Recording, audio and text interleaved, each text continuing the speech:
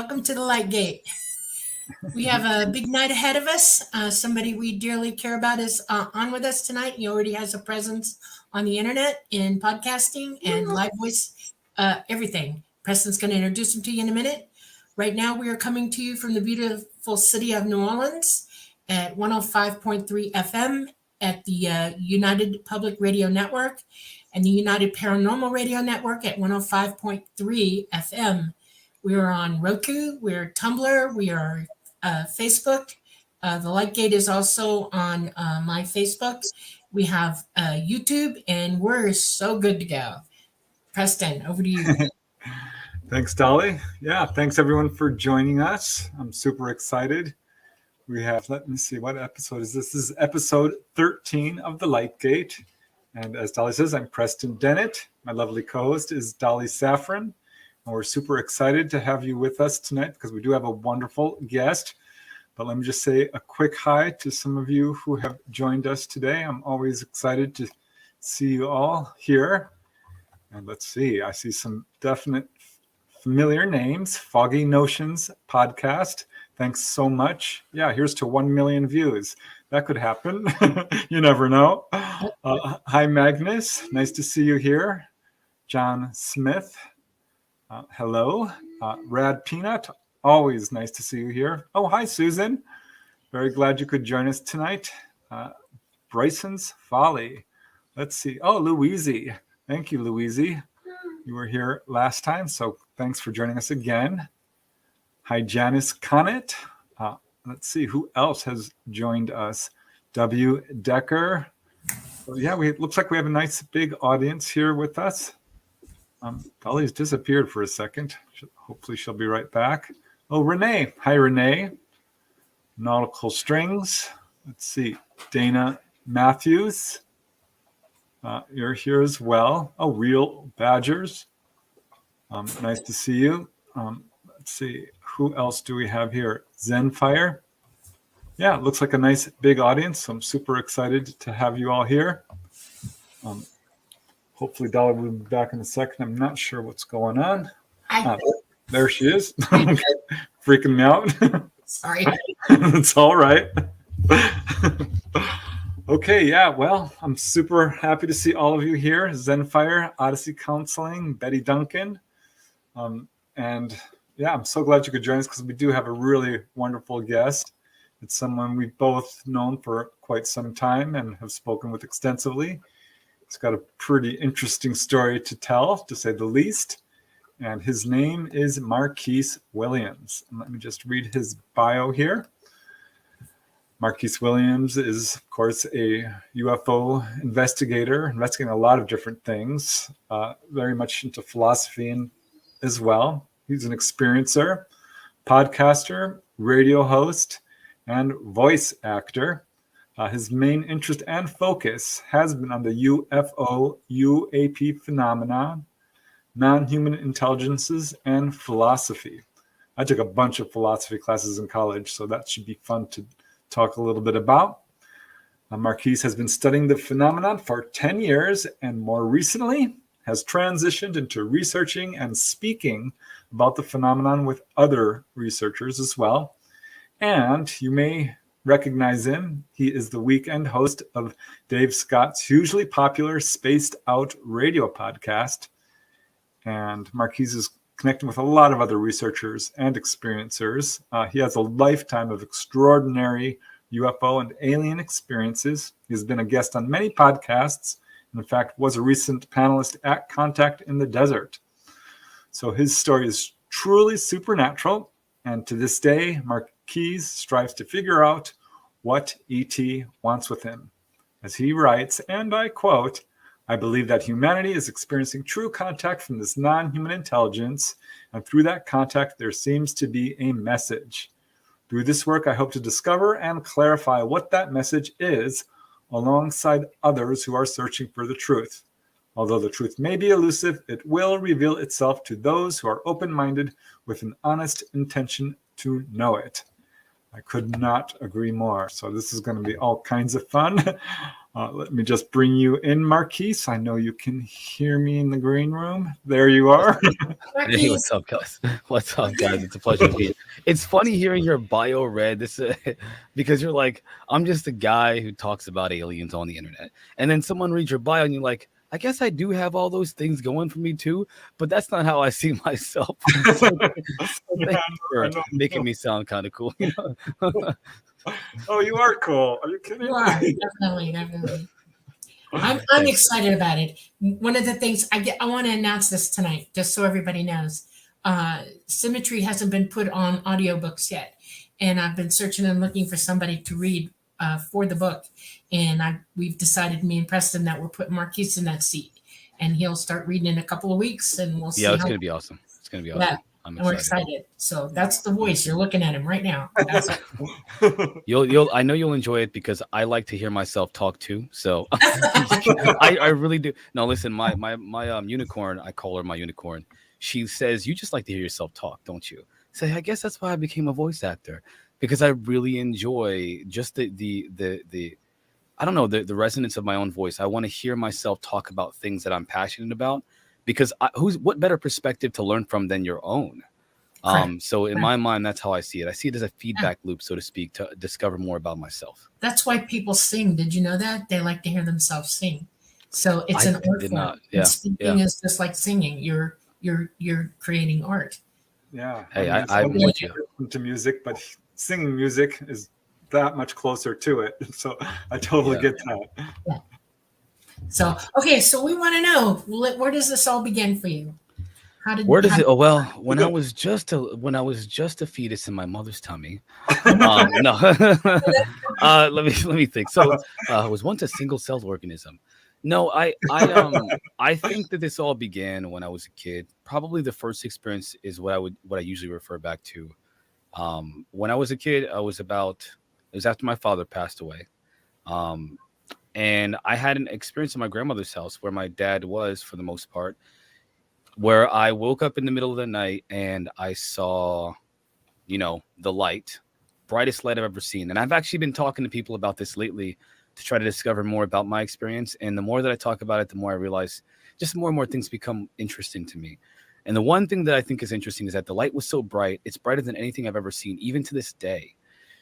But yet when I got up and walked to the curtains and peeled back the curtains, it was just a beam of light. And so I don't understand, and again, I'm just reminiscing now, why the beam of light was shining so brightly into the window when all that I saw was just a beam of light pointing at the grass. So did they point the beam? Did they wake me up? Like, was the intention to wake me up, to get me to walk towards window? I have no idea, but that's just what it was. And when I saw that beam of light, it was like a cone that went down into the grass. And I just thought to myself, wow, that's weird. And so I followed the cone to its source, and it was a disc, an actual flying saucer with the dome on top. And it was wobbling really slow like this above the trees, just above the trees. That's no, because that's what they do. They wobble. Yeah. One of the things I look for to really determine if someone's actually seen a UFO, because they have a tendency to sort of waver a little bit. They bob and weave. Yeah. You know how a boat is on the ocean and it's in the water? Yeah. It's riding magnetic lines, magnetic fields. And it's like being on a boat on the sea, and you see it bobbing and weaving. That makes perfect sense. Where was this, Marquise? This was in Englishtown, New Jersey, or I guess it would be, they changed it now. Woodville, New Jersey is what it is. And it was in my grandmother. She owned this massive amount of property, and it was all surrounded by literally woods, which is why it's probably called Woodville. And this was right in her backyard, in the backyard. I had thought it was the neighbors before I even got up. I thought it, because they do parties and stuff like that all the time, and they're good people. But I thought there was a bunch of cars, or maybe the police, because the bright lights were so bright. But no, it was this flying saucer. And as soon as I looked at it and I saw, I wasn't afraid. I didn't I just was curious, like, oh, wow, that's a flying saucer in my backyard, a UFO. And as I thought that, the light started to move towards the window where I was standing. And as soon as it got up the wall and then it hit me, no pain, just like I knew it hit me. And then I blacked out. And then I opened my eyes in a moment. And when I opened my eyes, I was laying down and tucked in my bed. So that's How old were you? I was anywhere, when I think back, I was anywhere between 11 and 13 years old. That's the range that I keep going by, because the dates are very difficult. When you're looking back at your memories, I'm thinking it was after my father passed, but that's around anywhere between 11 and 13 years old was when I was in New Jersey. So I'm still confused about the exact time, but anywhere from 11 to 13 years old is when I had that experience. That's the first one. Well, wait, but I have a few questions, if I may. Sure, yeah. Were you alone in your room? I was alone. Yep, I was alone. I used to sleep in the living room because my grandmother had this sectional that wrapped around the whole living room. And I thought that was so cool, because it's like, when you're a kid, like even as 11, 13-year-old kid, it's like you're sleeping on a giant bunk bed or a giant jumping place. Because I used to jump on the bed all the time. Don't tell my grandmother.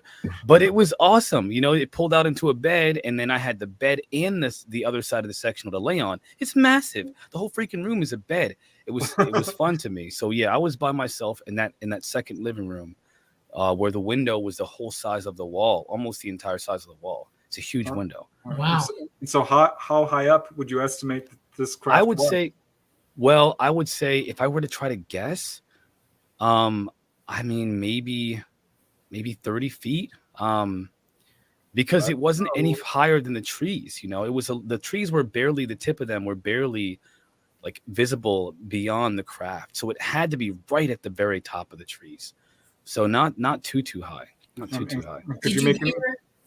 Did you hear or feel any sort of a vibration in your ears? Not that I can remember, not at all. No. And I know somebody asked me before about colors. The only, and this is, again, I only realized this having this conversation before when people asked me, there was almost like a blue tint to the area. And both times I had an abduction experience, there was a blue tint. Right. And I just thought it was ambient light, like a light's on and there's kind of an ambience of maybe a blue ambience, or ambiance. Yeah. But I don't know. That's the only thing that I can think of that I noticed that time. That time, no noises that I can remember, nothing, just a very silent, quiet hover, Well, the blue light is significant. I've heard it a million times. Blue light filling the room often is what people will describe, or a beam of light coming right through the wall even. Yeah, I don't know how that's possible. Yeah, that's weird. It's weird. Again, when you think about these experiences, you try to make sense of them without hypnosis. I don't want to do hypnosis. You can reveal little details if you're asked, and you think about it. But honestly, I don't want to relive, because the second time was terrifying. Oh no! I was terrified. Nothing happened. I just was scared. I still have a few more questions, and then sure. We'll move on, because so this happened, and you're thinking, okay, UFO, and I suppose at that point you hadn't really thought about this subject. No. But, so did you tell anyone? No. What happened? No way. I'm not gonna sound crazy. No way, man. I would maybe say I was crazy. And so I just like, it's one of those things where I don't even know how to explain this. It's the only experience that I had that was so like that bizarre and fantastic that I just knew if I told someone, they'd think I was crazy. And so I just put it in the back of my mind like a repressed memory. And that's another thing that's weird. Why is that a response? Why would that be a response versus, oh my gosh, I just saw an alien spacecraft, or I just saw you. I don't know why I didn't. I just naturally just thought I probably should just keep this to myself, and then suppressed it. Yeah, society does that to us. It programs you for it long before you're even thinking about it. I have a question. After you have fully conscious memory of that, what did happen, right? Just to that point. Well, to that point. Did it? If it faded for you, or you say repressed, what do you mean by repressed? Is it just something you quit thinking about? I just quit thinking about it. It's more like, I just no, I'll never forget. I've always remembered it. Always remember that whole scenario. So yeah, but it's very real. In other words, that's it's very real. It's one of the most vivid memories I have of my whole life. The only thing is that I always felt like I just shouldn't talk about it. I know this is going to sound also weird. It's almost like I had this intuitive knowing that this is just for me to know and no one else to know. This is just my experience. I don't know. I hear that a lot too. The craft itself, what did it look like? Any markings Gray, on yeah. it? So it was great. This is a good question too. And nobody's asked me what does a craft look like other than the shape of it. It had a gray color, but like a whitish gray tint to it. And it was rugged. It wasn't like a beautiful polished craft. It was kind of rugged, so to speak. Like you could see that. Or something? I don't know how else to explain it. So like it wasn't perfect metal. Let's put it that way. But you could tell it was a metallic kind of craft. So like a silver, white, gray, or something like that. The whole thing was uniform. I didn't see any variation of color whatsoever. But it wasn't like a perfectly polished craft. So that's the only thing, like a dulled metal. Sometimes when they're coming in, the dulled is interesting to me because sometimes when they're coming in, they're in phase. And if they brought a light down to you, that means they were in phase. Okay. They're interdimensional at that point. They haven't fully jumped in with you. And you can see them through like a veil of something on it. And people describe it as a color, or like you're saying, like it looks rugged. It's like you're not actually seeing the exact surface of it. Like overlay of it. I don't know about a haze, but like almost like it didn't, like I didn't want to focus. I didn't care to focus on the craft. I cared to focus on the light. My whole attention was on that light. And because that's another thing. Why did I mention this all the time. Why would you look at the source of a light, like the where the beam was shooting at? Why did I look there first? It's because it's compelling. All light is compelling. And if it's a really bright light and if it has blue in it, it automatically draws your attention. If you study up on psychology and what grabs our attention as humans, what'll alert you to things, bright lights, blue, white lights, those are the first two that'll get your attention. I hear that all the time. People describe UFO lights and it entrances you. This is why I think we use blinking lights on police cars and paramedics and stuff, because you will notice it. Yeah, I don't know. It was very consuming. Hypnotherapy was really young. Doctors would use a pin light that was very bright, and they would make you watch the light. I think that would be bad. I think that if I were to, for me, I feel like I have this feeling, I guess you can say, that I wouldn't be able to handle what happened. Afterwards. That's kind of the feeling that I get. Like not that I would have a psychological breakdown, but that the experience the memory of whatever that was for me would be so terrifying. I wouldn't be able to mentally and emotionally handle it in the moment. And it would, because even to this day, I don't have it as much anymore because I've been doing a lot of work on myself mentally and emotionally trying to, but I used to, for the longest time, and even again, up to this day, I do stay up at night sometimes because I'm afraid that I'll see them again, because I've seen them before. I've seen them. At least one. All right. Well, I still have a couple of more questions.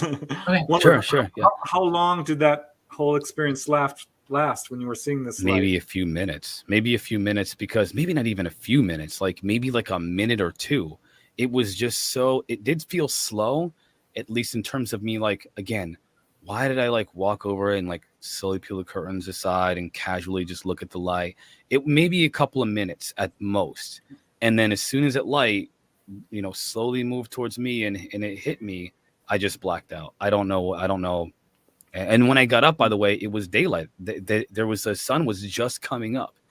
So there was a lot of missing time. It was pitch black dark outside. It was nighttime. And then when I opened my eyes in that moment, just a blink of an eye, it's daytime. How did you physically feel in the morning?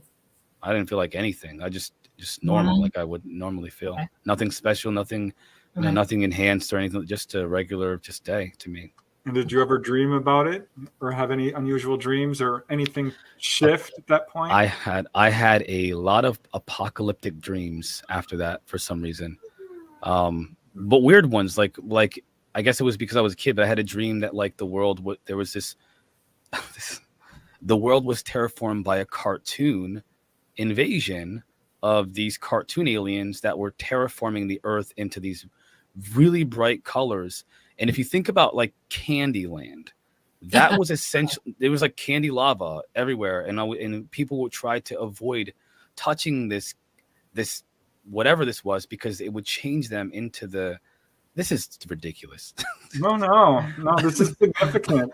it's just a dream, it's just a dream. But like I had dreams like that, like the world was ending, there would be like lights falling from the sky, and then I knew the world was ending, or like there'd be UFOs in the sky, just watching. They were just watching the world fall apart almost. It was like they were seeing these craft were literally just watching a cataclysm happen in real time. And I would have them over and over, just reoccurring dreams of the apocalypse. And a lot of the time, it was just these craft watching the world descend into chaos. No, I think that's hugely significant because I do hear it a lot. This is a message people get often from childhood. And I'm kind of connecting it to myself right now because that was the age where I became obsessed with disasters, whether it was tidal waves or earthquakes or landslides or anything like that. Yeah, I was absolutely obsessed. And that was around the age I probably did have a missing time incident. Can't say for sure. Oh, man. But that's sucks not knowing. It sucks not knowing. Yeah, but like you said, I think that's the cause of missing time. If we're not ready to process it, this is not supposed to be a part of our life, and we're just supposed to carry on and do whatever we're supposed to do. It's not going to come into our awareness until we're ready. I don't know when I'll be ready, but I'm working on it. I'm working on it, guys. I swear. Well, I still have a missing time incident from 1992. That. What happened? If you don't mind me asking, what happened with yours? Yeah, well, I was driving along. Let's see, 1992. That would make me 65, 75, about 27 years old. Yeah, and was just driving on my way home. I was neck deep in UFOs at the time in terms of studying them. Yeah. But this little ball of light came down, dropped in front of my car, right in front of the windshield, darted back and forth a few times, and off it went. And that's all. I completely forgot about it. Like you said, I mean, this wasn't something I even shelved. I did not remember it until a couple of months. And then I did remember seeing that, but I don't remember driving home. I should have turned around. Wow. My brother and sister-in-law were like 3 minutes away. I would have gone, oh my God, I saw a UFO. You're not going to believe it. Nope. So I don't know what happened. Well, I suspect I was taken on board. I suspect you were too. I think so. I think we both were. I think also there were more accounts that I don't remember at all. I'm almost certain there were a lot more. That's very likely. Yeah. If you're being contacted that young, you're a regular. So. Yeah. Regular. All right. I wish they'd tell me why. That'd be appreciated. That'd be well appreciated. Well, I have my guesses, but yeah, I'd love to hear what happened next.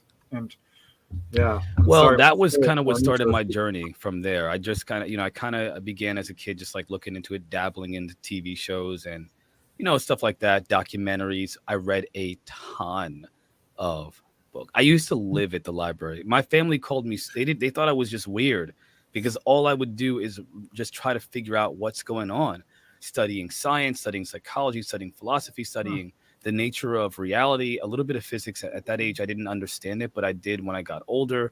There was a lot of things that I wanted to know, what is the nature of reality now? Because this is like, there's nothing in my reality that tells me that that's also going on. But it's going on. And by the way, I'm not the only one, because there are so many people that have these accounts that I found out about through research at that age that are experiencing the same thing, and sometimes way more. And Dolly, far more explicit experiences than what I had. Right. So I knew there was something going on. Why is it not mainstream news? And because I'll give you an answer to that. Okay, this is important because you need to hear this. Everybody does. If you're having a hard time remembering contact, there are a few reasons why. One of them is that your abilities are switched off. You're being pushed away from them. Our society is geared toward that. Fear is the number one reason you're having inability to use your abilities. The second one is the world that we live in has been very, very unforgiving about contactees. And if you talk about it, you're considered weird and odd. Yeah. We're also being threatened with violence constantly, wars, people beating each other up all the time, people hating each other all the time. These things affect us to the point that it shuts us in, so we can't go out of ourselves and pick up on what's really real. We're living in a very heavily constructed reality by the powers that be on this planet, and it's not pretty. And that's why. Yeah. I think you just answered Maggie Smith's question.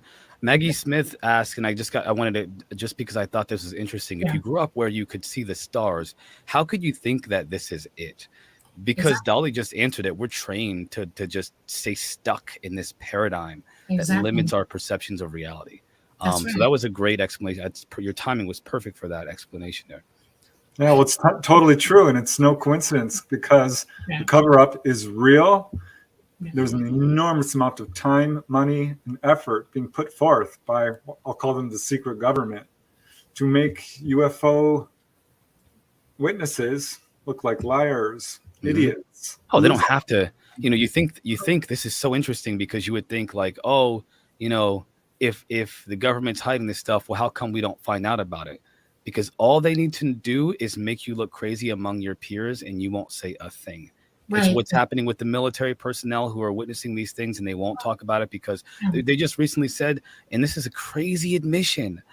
Bryce Sable just recently said that, oh my gosh, pilots were deleting evidence of witnessing UFOs because they didn't want to receive the backlash from their superiors. They would get a stain on their record, and they could lose their pilot. They could lose their ability to fly again. Their whole life would go down the tubes. Yeah. I have a term for this. It's called mafia training, worldwide mafia training. Oh yeah, for sure. We don't tell, For sure. Yeah. Yeah, I interviewed a pilot once. He says, I asked him, "Can I use your name?" He says, "Yes." His name is Toshi Inoue. He says, "Please use my name. I want to come forward." And I think he, decided no more. I am not dealing with this. He's a hero. He's a hero. That's what I call a hero. The biggest reason everybody's confused. Okay, and this one's important to me to relay to you. We are lied to constantly. We lie to each other. We lie to ourselves. We become delusional. Our governments don't tell us the truth. Lying is the acceptable norm of communication on this planet. Yeah. Okay, and that is number 2 on the list. This can cut you off at the neck. It can de-evolve you in ways you can't even imagine. It's important that we all stop and think about what we're saying out loud and what we're thinking to ourselves, because reality is reality. You can't change it. It's always going to be in front of you. You just have to want to see it for what it really is, and people got to learn that. Preach, sister. It's true, man. I know. It's true. And we'll talk about your famous quote whenever one of these days, but it's my one of these days. You want to die stupid, okay? It's my favorite quote. I still to this day have been using that so often. It's my favorite. I tell my kids that. I tell my unicorn that. Everybody knows now. If you die stupid, you got to pay for that. It's karmic. I'm telling you, it's karmic. It's karma. Yeah, that's so awesome. Face it, you get to the other side, the first person that greets you is, how come you didn't know what was going on? You all the signs and you didn't even. It's like, oh my gosh. Yeah. And you have to work on it. I mean, you have to work on it. E.T. has a saying. My dad taught it to me, and I realized much older that he learned it from them as well. And here it is. You ready? Know all that is knowable, then proceed. Okay? Don't open your mouth. Don't say anything until you know you're talking from fact, from knowledge, from experience, that you are actually employing what you're doing. When you do that, you speak with authority. That's where true authority comes from. And truth is a type of authority if the person speaking that authority, truth, has the experience laid in and they're employing it. It's not hard to figure out how that works. And we live on a planet where there's not a lot of that going on right now. We need to do that. We need to all work at it every day. That's an awesome, that's amazing. By the way, your dad was an awesome person, clearly. I hear a lot about him from you, and he seems to be a really awesome guy. He was one of my heroes. He really was. Clearly. Yeah. He was one exceptional dude. My mom was pretty exceptional too. Some people say that I downed her or whatever in the book, and it's not that I did that. I wanted to tell the truth, and sometimes the truth is hard. And don't get me wrong, I love my mother. I love my mother greatly. Okay, I admired her. She just had this issue, and it was a big one, and it was hard for me to work with her for that. Same thing. My mom was one of the most, I always see my mom as one of the most amazing human beings I've ever met. But she had some serious issues that people would say caused me trauma as a child, none of which I thought about. All I can think about is how much she loved me. Right, exactly. That's all I can think about. So yeah. It's amazing. I think it's hard for a lot of parents to deal with the whole UFO issue too. My mom did not judge me at all, and I've talked to her about UFOs, and I never told about my experiences before. But ironically, I never told my mom about my experiences. She's watched me, so she has to know by now. But she's never judged me for looking into the topic. She's actually looked to me. And this is a good feeling, by the way, guys. My mom has looked to me to understand things in life because she knows that I'm a very astute person. I read a lot. I'm always looking for. You're a searcher, a seeker. I'm a seeker. Yes. I'm a seeker. Yeah. Yes. And she recognized that, and it makes me think that she trusts my ability to figure things out and that's a good feeling. Because when you're a kid, you think you know everything. Well, your parents tell you no, you don't. Well, my mom embraces the idea that her son is really figuring things out in this life. That's awesome. That's a huge compliment from a parent. That's awesome. My dad could never accept that I investigated UFOs. One day I came home, he was so excited. He's like, look, here's what Roswell was. It was the mogul balloon explanation had just been released by the Air Force. Oh, it's man. like, see, like, Dad, no.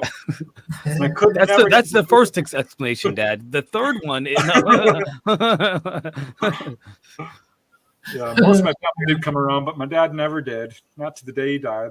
God bless him. It's fine. But yeah. My mom sort of did right after my dad passed. He passed away, and it was very cold. It was below zero. It was like 20 below. And the third day after he passed away, he told her before he died that he would make it known to her that he was on the other side and that he was going to be with her. And she even asked me, do you really believe all this stuff? And I'm like, yes, Mom, I do. I know it. Right. And we had to let 7 dogs out of the house in 24 degrees below zero that night. And that's cold. We were in a parka. Yeah. We had a couple of blankets wrapped around us. Yeah. We're standing at the back door of the house, pushing them out the door. This light in the back never worked. I bought this house and it never worked. I tried everything, electricians, everybody. It was just sitting there, a dead dummy light. We were about 5 minutes out the gate waiting for him to come back in, and the light blinked on and off and on and off and on and off. And my mother came unglued. She was like, oh my God, it's real. It's real. And I'm like, yeah, that was his signal to her. Okay. She knew it was going to be 3 or something. She just didn't know it would be the light going on and off. And she was dancing around for days after that. And she very slowly started to realize that, oh my God, this is real. And we had a couple incidences in the house before she passed away. She was like, okay, they're here. All right. Okay.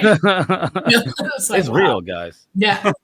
I want to give a shout out to your chat. Your chat is, guys, I want to thank you for opening up about your experiences. Some of you are talking about your experiences in the chat. It takes a lot to do that in public. And I can tell you, at least, I think that especially with Preston and Dolly, that you're safe here to share those things. And you're safe with me as well, because again, it is very, I think that opening up like that lets other people know that it's okay to be vulnerable, especially among like-minded people. And people will learn from your sharing of your experiences too, by the way. So it's a good thing. And I appreciate you guys doing that in the chat. Thank you. We love everybody who shows up. We really do. Yeah. At some point I want to start putting up questions, but I'll usually do that at the second hour. Sure. But yeah, I'm so glad you're paying attention to the chat, because of course I'm always multitasking. I'm glad y'all are. Just so everybody knows, I have a phone that I have to hold up to my eyeballs to see the chat. I am farsighted. I have binocular vision, and anything from my hand to my face I can't see. So I'm sitting in front of a computer. I can sort of see everybody's faces, and I see blur.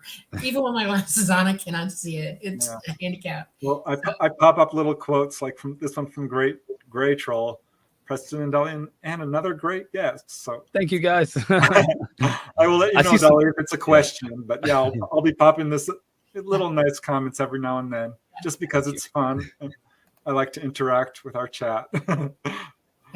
But I'm eager, Marquise, to hear what happened next. That was so scary. Yeah. It was so the first time was more benign than the second one. The second one was far more visceral for me, and I get uneasy, so I apologize if you notice it. I do get it, but I don't know why I've told this story so many times. Why do I get uneasy? Because it's so real, guys. Because you're actually reliving it. That's like PTSD. Yeah. We relive certain memories, especially as you call visceral ones. They feel real to you in the moment, and you put yourself back there. I'm going to give you a piece of advice when you're talking about it, okay? Yeah. Just remember, as you speak and you're saying it and you're looking at it, you're looking at a movie screen of the past. It can't touch you. It can't harm you. It can't do anything to you except you watch, and that gives you a chance to pay more attention to the smaller clues in what you're saying and seeing in your mind. In other words, that's how I remembered everything. I literally sat down on the floor, closed my eyes, and just went into it. I relived the whole thing, and it popped. I popped, and I woke up. And you could probably do that too. The only thing you don't know yet, and you need to figure this out, is that you're afraid of what you don't know. Yeah. And the easiest way to be unafraid is to put a light on it and to show every corner of it and realize that what you're witnessing is the past, and make up your mind at the end of the memory. Don't be afraid of it. Save that for the end of it. Okay. If it's necessary to be afraid at the end of it, be afraid. But if it's not, shine the light on it, relive it, and see what's really going on, because you're not a child anymore. You're an adult, and you have more knowledge, way more knowledge now than you did then. You understand things 1,000% more. So that's how you do it. Okay. I will take your insight into consideration. I will tell you though that, and you're aware that it's almost like you fall into your body in those experiences. Right. Exactly. I know. I did. Trust me, I did. Yeah. So, but I will tell you guys, the second one was far more, like I said, it was more intense. I was engaged in researching a little bit heavier. I was in my early 20s. I don't know how old you think I am, guys. I was in my early 20s, so about 10 years ago, and or more, who knows, and going through a very rough time in my life, staying at my cousin's house for the time. And they lived in an apartment with a 2-bedroom small apartment that had a kitchen, living room, and kitchen, dining room, and living room, like kind of back to back to back. Okay. And you can see through the whole house. So if you walk in the front door, you can see all the way through the living room, the dining room, and the kitchen to the back door. And the back door was a glass door, so you can see through that as well. So if you wanted to, you could see all the way out back to the backyard. Okay. There's a reason why I mentioned that specifically, because I remember the time about 11 o'clock at night. Okay. And I was laying down on a living room floor in front of the TV, which was kind of adjacent to the door. And I got this feeling like, oh my God, like they're coming. And it was an overwhelming terror. Like there's no fear that you can experience like this fear. I've told people before, if I were placed in the middle of the ocean on my own and they cut my arm off and I was bleeding to death, where sharks were surrounding me, I wouldn't be as afraid. I would embrace death. This was more terrifying than that, because I've thought about this. And I had that terror, and I just thought, oh my God, they're coming. I wasn't thinking about them. Why are they coming? And that thought will always resonate with me, because I don't know why I said that. Why did I think that? Why did I say that? Thank you so much, John. I appreciate you. I appreciate you. But I was, man, I looked up and I knew they're going to come. They're going to go right through that door. And when I looked up at the door, the all the way to the backyard where the glass door was, there were 3 gray beings that just went straight through that door. And the weirdest thing to me was that, like, you would think that you would see, like in the movies when people go through walls and stuff, there's like a phasing or like maybe a wiggly weight. They just went through the door like there was nothing there. Like it was nothing there. And all 3 of them weren't walking. They were hovering, which was the creepiest thing. Why are they hovering? I don't understand why they had to do that. And so not only are these creatures walking through walls, which you're not supposed to be able to go through walls, they're hovering. the big heads, the big black eyes, the pure skin, like the grayish, bluish gray skin, the Right. one-piece suit that was like cut off at the neck and the wrists, if they have wrists, the Yes. long fingers, the whole thing. And they were just hovering towards me. And I kept thinking to myself, like begging, please, like not now, not this time. I'm not ready. Like literally begging, like I was begging them to not do this. And as I was begging, you know, futilely, they surrounded me. The three beings surrounded me as I was laying down, just an even smooth, like floating around me like this. And then when they got to their positions, I thought, I will not forget this time. And again, I only had one experience that I remember, yet here I am as if this has happened many times before. Yeah. Like Yeah, the it's thought of common. them brings, Yeah. this is You, so it's weird. common. You're doing what everybody does. No kidding. I've done it. I've Yeah, done it. Yeah. Whitley Strieber talked about this. Yeah. Because each Oh. time was a new terror because he had forgotten it so many times. Yeah. See, this Did is you why ever I wonder. mentally pick up any communication from them at all? That's Did where you hear that's what's voices? coming next. Yeah. So when they surrounded me and they got into this position, like each position, my feet to the left and right side of me, I said, I'm not gonna forget this time. And I looked up at the clock, which was there's like a, you know how I don't know how to explain it, but like in the middle of a room that there's a connecting rooms that are open like that. There's like this curved, arched like walkway kind of thing. It's just open, but it's an arch. There's a clock hanging from that arched walkway or that arched, you know, whatever. And it was 11 something at nighttime. Mhm. And I just thought, I'm not going to forget this time. And when I looked back at them, one of them was leaning forward in my face, like right here. Yeah. And all I could see, my whole vision, Was it that was the face? big eyes, the face, Yeah. the tiny little slit for lips, and no ears that I could see, just in my face. Yeah, And they in do my that. mind, yeah, this is guys. I can't describe to you the level of fear. And in my head, calmly, don't worry, we won't hurt you. That's right. And then I blacked out. Yeah. And then when I opened my eyes in a moment, it was 3:30 in the morning. Yep. That's an average contact, 3.5 hours, 3 hours. Someone It was between bizarre, 3 man. That Yeah. was bizarre. So So what did you do? I mean, at that point, I never talked about it until I met my fiance. My goodness. really? Yeah. Wow. Yeah. So I just decided that I don't know. I just again, it's what am I gonna say? I'm going to ask you Who am I some gonna tell? questions. I want to know because you got the memory going on. In their eyes, when you looked into the dark eyes, could you see a pupil at all? I don't think so. Definition. I know that the only thing that I could remember about their eyes was that they were sleek. Like Yeah. Yeah. very sleek.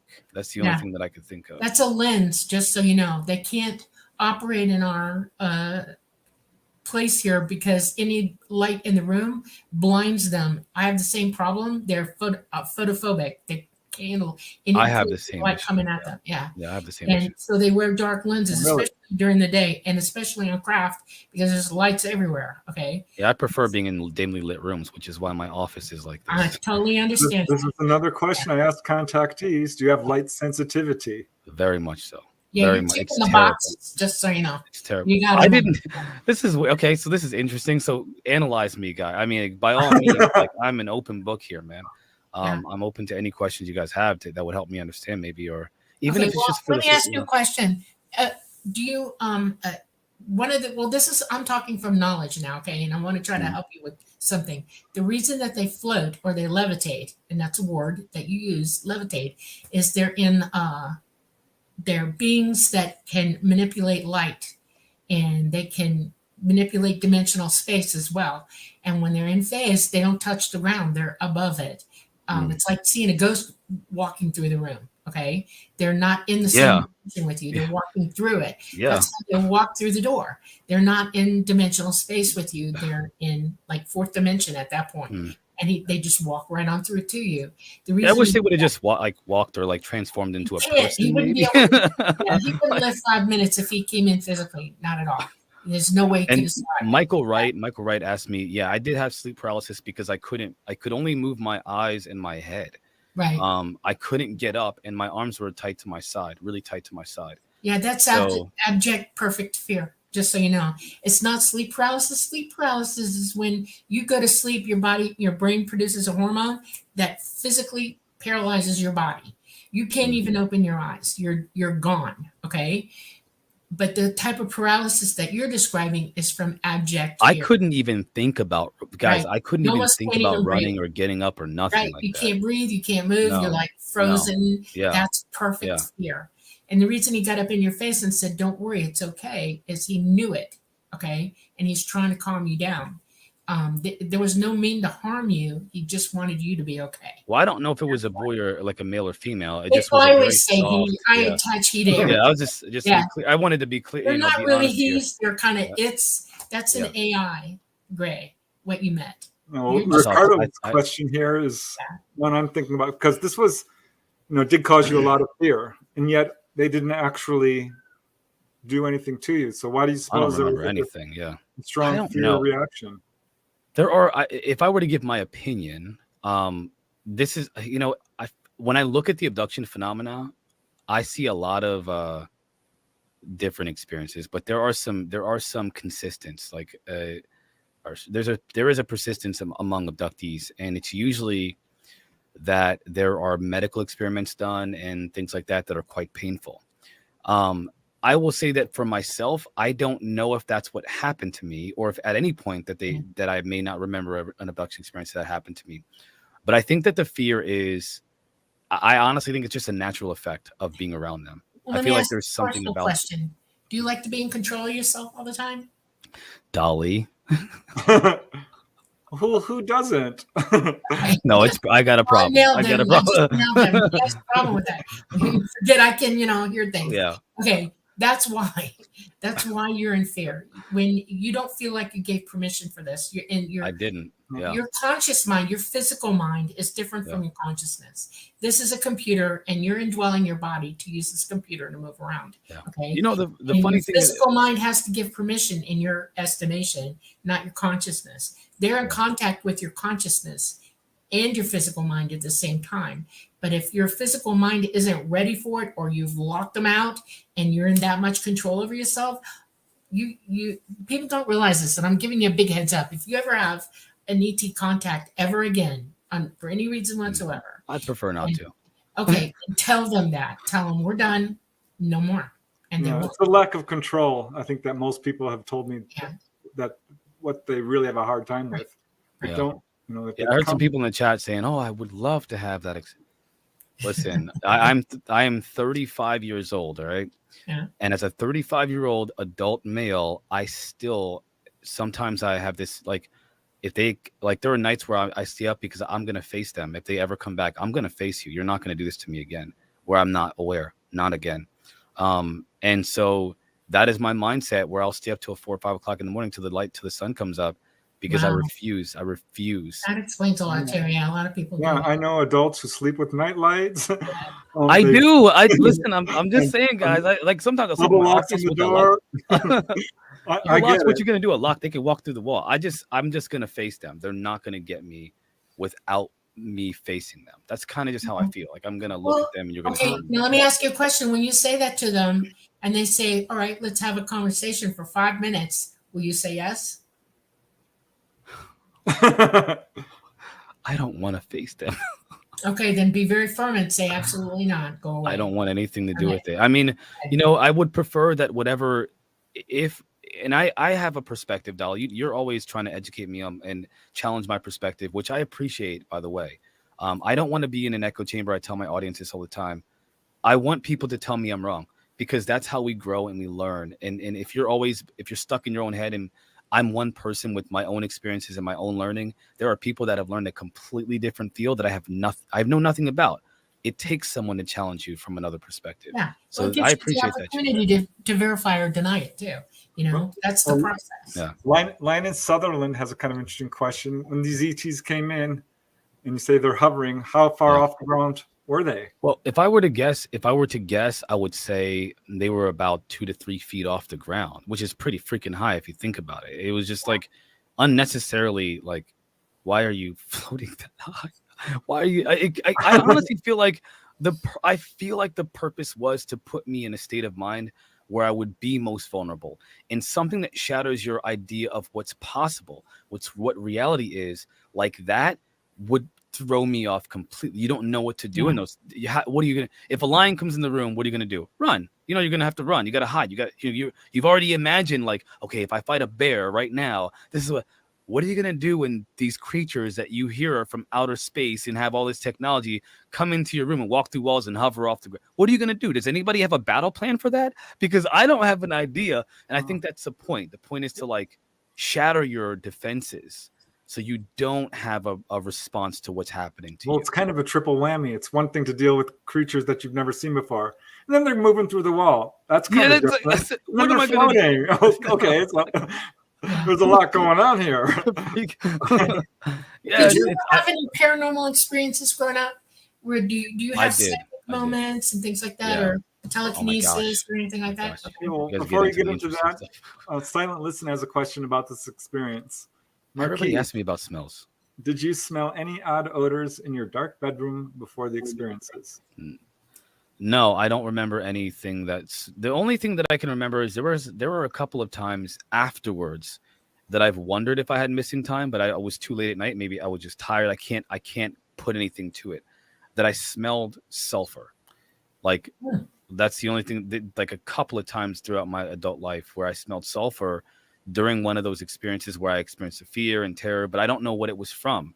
I don't have any kind of like, oh, I saw light. There was nothing. I just smelled sulfur. I thought I went to sleep because when I lay down and then, it was a regular night for me.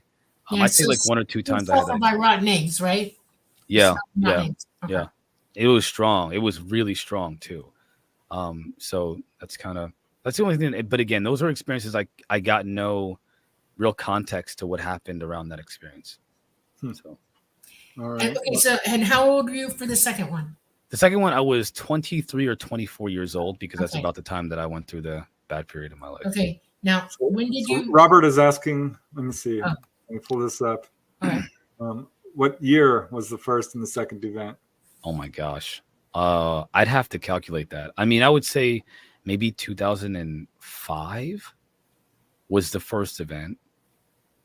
Anyway, 2003 to 2005 was the first event. And the second event would be about 10 years from today. Well, 12 years from today. So it's 2023. So 2011. Maybe. I mean, that's the only thing that's about. I'm guesstimating here right now. If you guys can see my in real time here, I'm not sure, but I was 23, 24 the second time. I was 11 to 13 the first time. So and I'm 35 now. And that's what math I'm working off of. Okay. All right. So I'm interested to hear about the paranormal stuff too, because that comes hand in hand. Yeah, the paranormal stuff was is much more difficult because, well, there's a lot of stuff, but the most notable ones that I can tell you about are when I was at my grandmother's house in New Jersey around the time that I had that experience. I called it a demon, but it was a creature that was really tall, really skinny. It had this really sharp teethed grin with these beady little eyes, and its legs were bent backwards. Again, muscular, skinny type creature. I called it my demon. And in that room that I slept in, that I told you guys about, that had the pull-out couch, this is hard to describe the layout of this bedroom or this house, but another kind of where the kitchen, the dining room was separated by a hallway, an open hallway that led to the side entrance to the house. And then after that was a dining room, and then the kitchen, and then another living room. And they were all open. It's all open space. But to the left of that, if I were to look down the way, were several openings to another hallway that led to all the bedrooms in the house. Okay?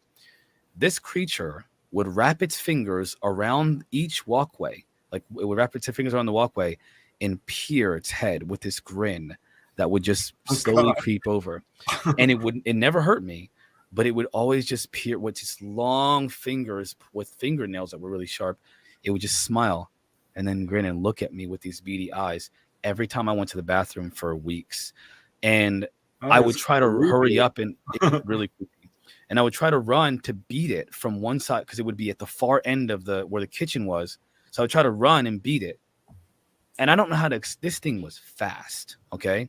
Yeah. It would just dart. Like it would be there and then it would be all the way up. No noise. No, just boom, be at the other side. And it would slowly creep around and smile like, no matter where you go, I'm right here. Almost like it? Say, get out of here, I'm gonna beat you up or something? Or are you kidding me? I was very young. I was terrified. Now, you would think that this would, okay, just a kid that was afraid. Guys. It had your number, apparently. Well, let me tell you why this was more troubling than you can imagine. Because a few years ago, I told my daughters about this experience. Ooh, they've seen it. And they would worse. So they would tell me, I guess this isn't worse because they didn't see it. They would say, "Oh, you know, Daddy, tell us about your demon again." And okay, we're not talking about it. It's just I was a kid or whatever. One day, I described this thing to my daughters before.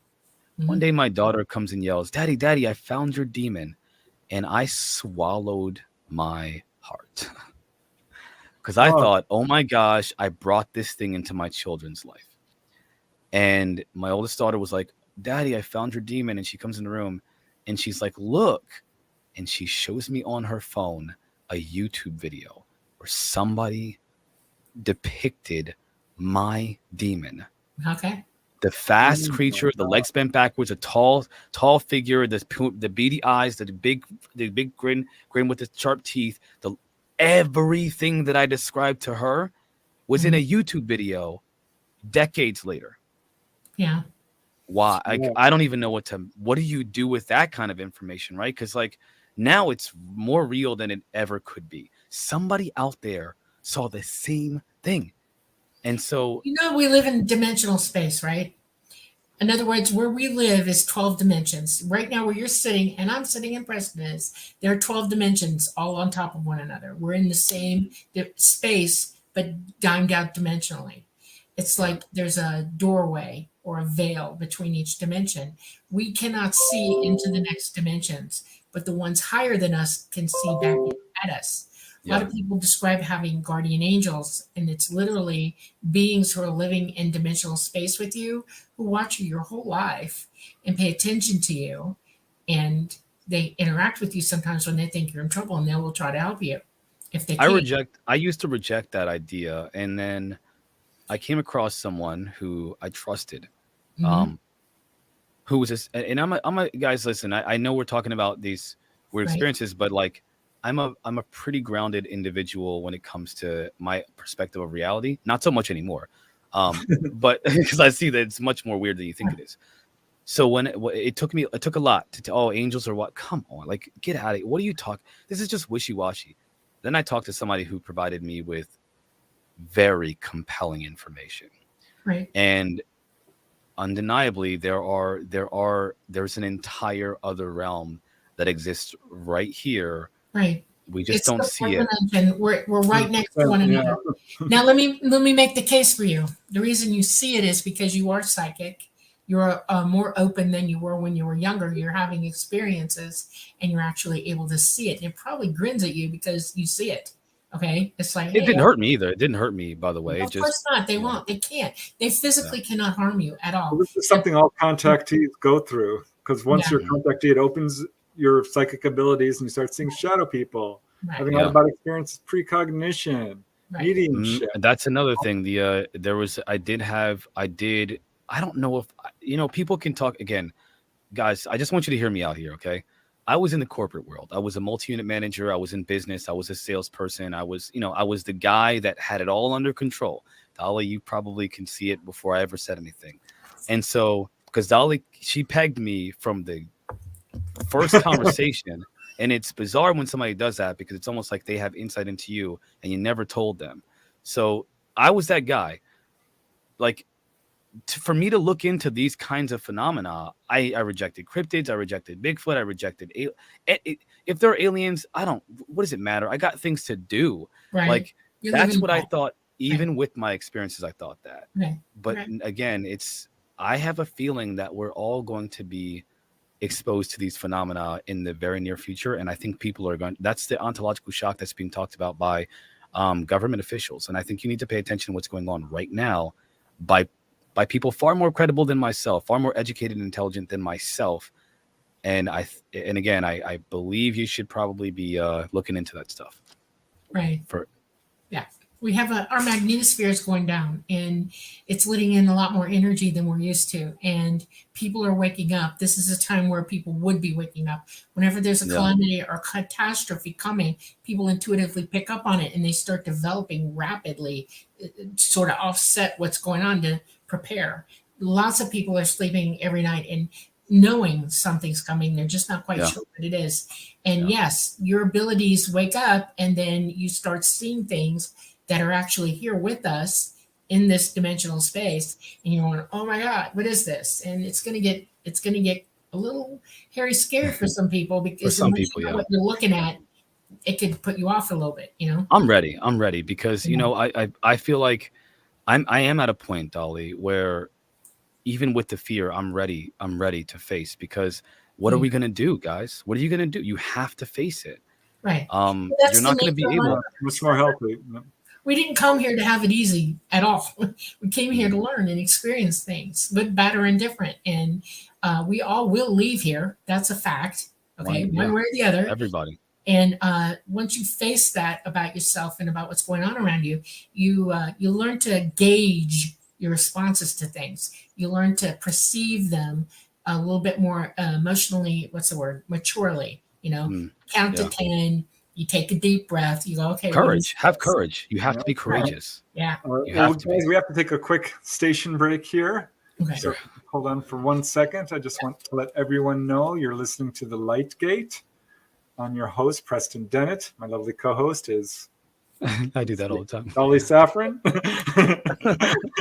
And our guest today is the wonderful Marquise Williams, and we are streaming live on the United Paranormal Radio Network, 107.7 from the beautiful city of New Orleans. Also the UFO Paranormal Radio Network at 105.3. We're on a number of other platforms, YouTube, Facebook, and Roku, I think it is. Yeah. And this is episode number 13. And I know you guys have some questions, and we're trying to get to them as we go. But yeah, Marquise has quite a number of stories to share, and I want to hear more about the paranormal stuff. Like, have you had precognition? Because, you know, I've had a lot of witnesses tell me, oh yeah, I could feel them coming. And when you said that, I'm like, I bet he's had more precognitive events. I have. So I'm curious about that, because I experienced that a lot when I started having out-of-body experiences. And, I would love to hear some of your precognitive stories. Yeah, I could. Are we going to? Because I can tell them right now. But if you're going to break, by all means. That was the break. Okay. Station ID. Yeah. Yeah. So there are a couple of, and just I want people, please, audience, listen, and I just want you to understand.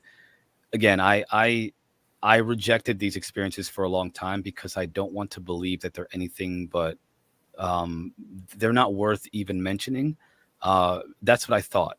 But again, the more that I learn, the more people I talk to, the more people that educate me on these things, the more I realize they are of the utmost importance. So let me begin with when I first started to mess with the I hate to say that, some very interesting phenomena, like, for example, out-of-body experiences. I was practicing for quite some time how to go out of my body, and one day I finally achieved that experience, and it was the coolest thing at first. So I was laying down in that again, this is all in New Jersey, just so you guys understand. This is the oddest thing is a lot of things happen in New Jersey. I was laying in bed and I was practicing and doing the meditation practice, the exercises, the vibrations, the vibrational energetic work for my energy body. And then I finally sat up. It was like my body floated, because instead of moving your physical body with your muscles, it's hard to explain, but it's like you intend your body to get up instead. Right. So I finally sat up and I kept saying, open your eyes, open your eyes, open your eyes. And I opened my eyes, and then I could see. And I turned my head around without moving my body. And I mean, like, this is so weird. 360, 360 without moving my body. And there I was laying down. It was so creepy. So, and I wasn't scared. I just was like, wow, But then I turned back around really fast. Like my head just snapped back in front of me, right? Like this. So I'm looking ahead and I could see for miles. If I wanted to look like 20 miles down the road, I could just see all the way through it. The sky was as clear as it's ever been. I could see all the stars in the sky. Everything was just so clear. And I was like, oh my gosh, I did it. Like I'm doing it. And then when I said that, all I heard was like the sound of 1,000 voices. It was like the whole world was screaming everywhere all at once. And it freaked me out. So I was like, oh, no. Yeah. Wow. But it didn't end there. Because when I went back to my body, finally, because the screaming was freaking me out, I got my body, my actual body, woke up. And when I looked down at the foot of my bed, there's a hooded shadow figure. And instead of being scared and like I just said, who are you and what are you doing?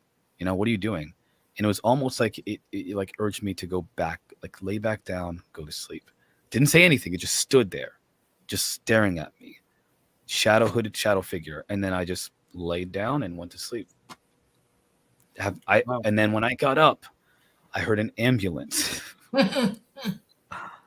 We're in the middle of the woods, guys. Where the heck does this ambulance? You got to understand. We're in the middle of nowhere. It's like a 20-minute drive to civilization or houses. Right.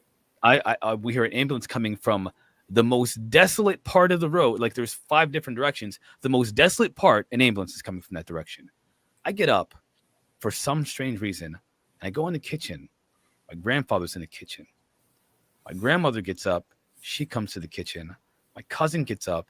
She comes to the kitchen, and my uncle comes into the house and comes in the kitchen, and we're all standing there, not saying a word, just staring in different directions, just staring. And then all of a sudden, the ambulance passes, and then we all just like do our own thing. My uncle makes a sandwich. My grandfather gets a drink. I go back to bed. My cousin goes back to bed. My grandmother goes back to bed. The next morning, I told my cousin, man. This is when I was a kid, so I was living with my grandmother. I said, I saw a shadow a hooded shadow at the foot of my bed. And she casually says, Grandma saw a light, an angel floating above her bed last night. It's like, no way, you're lying. My grandmother gets up and she said she woke up and there was an angel, a light being hovering above her head. My grandmother is a Christian woman, okay? We're talking church every Sunday. God loves, she's a Christian woman. Right. She said she saw an angel, whatever, light, whatever that was. And I saw a shadow, but like, it just was such a weird experience. You all had a lot going on. Yeah. Well, you how do I put it? You amp things up every time you practice being psychic or doing out of body, anything that's, psychic, you using your consciousness at all. Yeah. It amps the air up. It amps all the, everything, the magnetic resonance of the house, it all goes up. And it's not just you're affecting everybody else in the house. And it's like opening the door for everything to come in. And that's why other people saw what they saw. You actually opened the door. I wish I could get sometimes I wish I could just get my family, my family in Jersey to get together and talk about that night. You should. For like a corroboration, because it's been so long since we talked about it. Yeah, tape it, record it, Yeah. Those are things, good things to remember. When I was growing up, every time psychic ability was encouraged in my home. Okay. My mom didn't like it, but it was encouraged. My father especially encouraged it. And so did my great grandmother, who I was raised with. And when something happened, we would all sit down and talk it through. What did you see? What happened? What are we doing? And then we would practice talking to one another psychically. My mom could call my dad before he was miles and miles away, and she'd tell him, "Don't forget this." And he'd come home and say, "Look, I remembered for you." Things like that. Just weird things. We practiced communicating psychically with one another. It was an encouraging thing.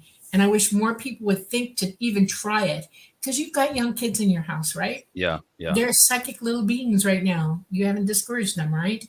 No, I teach them techniques to try to be more practice intuitive. with them. I love the psychic stuff. Yeah. Okay. Everybody. I want to pop up another question. This one is a good one. This is from Robert Allen Yaffe. And I like this question because this is a pattern I've noticed. I interviewed a guy who had a major UFO encounter. I said, anything going on that was major before that? And he's like, I was having this huge breakup with my girlfriend. Another lady I interviewed, So Geneva, funny. was having a So funny. real low point in her life That's so when funny. she went out and had this major These are the encounter. moments that make So- me feel like this is more. It makes everything more real for me because like So yeah, so Robert Allen Yeah. Yaffe's question is, did you have significant events preceding these encounters? my father passed away the first time, and I had a divorce the second time. I figured I might as well just be honest with you guys. I was going through a divorce the second time, which is why I was staying at my cousin's house. So one of the worst times of my life, guys. I mean, it was terrible. Yeah. I was distraught. I was in a very bad place. So So That do you makes feel like sense. somebody was trying to tell you something or try to, guide you in you a know, certain my direction? everybody that I've met, even my children, asked me, did they change me? Did they make me this way? When I was younger, I was a complete idiot. I was not very bright. All right. I wasn't very bright at all. And then, I just went on this path afterwards to meditate and to learn about myself and to read and study and educate myself.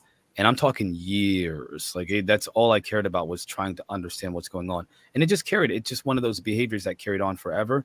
And I changed. The first time was like I woke up, like whatever I was supposed to do in terms of searching, I started then the first time.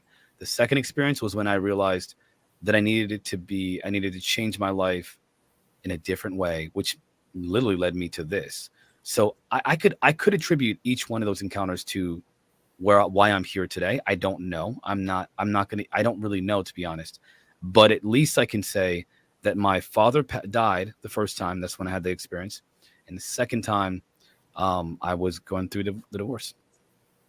That makes sense. When I had my first real out-of-body experience, I was so depressed. My mom had passed away some couple of years earlier, but I just couldn't get over it. Yeah. And that's when I finally had it, and it helped for sure. Yeah. Sent me on a quest. There are many catalysts in life that spring us forward, even here amongst ourselves. People can say, well, this person affected me and it changed my life. That person, some of us have ETs affecting us and changing our lives because they see that we're on a path and they're encouraging us to go to it, And I don't know, you keep asking yourself, why am I doing what I'm doing? Am I doing what I'm supposed to be doing? Is this what they want me to do? And the simple answer would be absolutely yes. Spread the truth, tell the truth. I saw Sean Cahill, and this is the kind of person that would convince me that I'm not like, this isn't just wishy-washy, right? Because I hear a lot of people that I feel like they experience stuff, but like maybe not me. Like when I listen to your story, I'm like, yeah, Dolly can because she's awesome. I'm just a dude, right? But like when I think about somebody who would make me think that I could also be like, these are real to me, it's somebody like Sean Cahill. We're talking a ex-military guy, veteran, respected, intelligent, very intelligent guy. If I were to, let's just put it this way, if I were to kick back and, I don't drink beer, but I drink wine. Let's say he has a beer and I drink, drinking a little wine or something like that. We would have philosophical conversations for hours on end. I could see it. And he talks about bending spoons. Why? Why would he do that? This is a guy that's involved with the Nimitz encounter. Why would a guy of that caliber be doing talks on bending spoons? Because he can. Again, there's something there. Yeah, there's something there. Going on. We are all exactly. This is one of my pet peeves about life here on this planet. We are all the same. Every last one of us. We're no different from each other at all. And we have unbelievable locked up potential inside ourselves. We have greatness, each one of us, across the planet, the globe, in the universe. We're awesome. And all we have to do is let it out, work it. And nobody's anybody better than anybody else. I'm just a person, just like everybody else. Yeah, but you've had some really fantastic experiences. I mean, seriously, I don't want them because I don't think I'm the right person to have those experiences. I have a reason. You want to know what the reason is? Honest to goodness, this is my last time here. I'm done. I came here for this. I'm doing. I ain't coming back to this. I'm not coming back. I'm so done. Yeah. Well, I mean, it's ironic because you have these very intimate encounters with beings. Preston is a prolific writer, and like together, oh my gosh, the power you guys have in this world. They told me to go talk to him. I'm No not way. kidding you. They told me, made me write his name down because I'm not good Yeah, with names. I watch you, Preston. I because I want to learn about the encounters, and you have so many videos about encounters. Right. If I'm anybody's impressed, gonna, yeah, I got to tell you guys, if you want data points on encounters, you got to follow this channel because I need, like, this is the kind of place that I go to when I want to learn about all the abduction experiences and the encounters and the healing.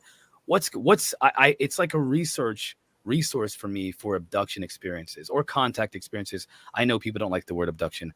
You call it what you want to, Right. but It's that's where this contact. is where I go It's for just that. plain and simple contact. Abduction is a negative word that you've been taught to use, and it's wrong. It is absolutely wrong. Erase it from your memory. You are not being abducted. You're being contacted. I'll work on Just that. like if you were to meet somebody on the street and want to help you Yeah. out of nowhere, that's a contact. You're being contacted. Whether it's from a being from there or somebody here, it's all contact. We're communicating with one another. It's pure Yeah. communication.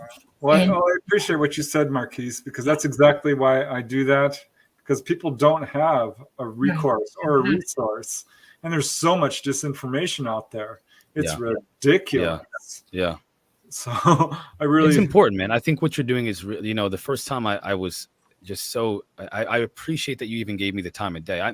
When I was a literal nobody, which I tell myself I'm nobody, but I can't do that anymore because people do notice me now, right? Yeah. When I was a nobody. I watch you, Marquise. I watch you all the time. I watch you on Dave's channel.